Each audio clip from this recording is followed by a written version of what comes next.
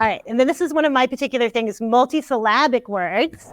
I think sometimes we are too focused on teaching kids to read single syllable words, and we don't pay enough attention to how we're teaching them to read longer words. But in fact, by the end of first grade, they need to read a ton of multisyllabic words, right? Like every word that has an affix is a multisyllabic word. So we want to make sure that we're not moving too slow with our word instruction.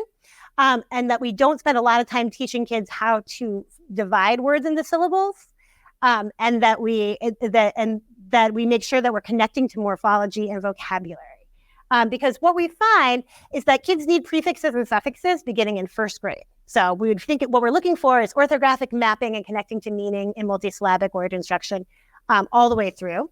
Morphological instruction, especially when we focus on suffixes that change words from one part of speech to another, is very important for supporting multisyllabic decoding.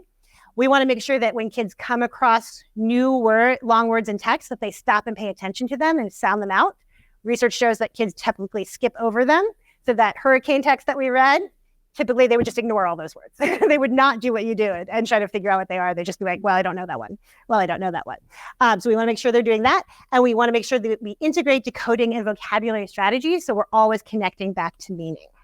And morphology helps that, right? Because like prefixes and suffixes change the meaning of the word. So thinking about those word parts can help you focus on the meaning of those words as well.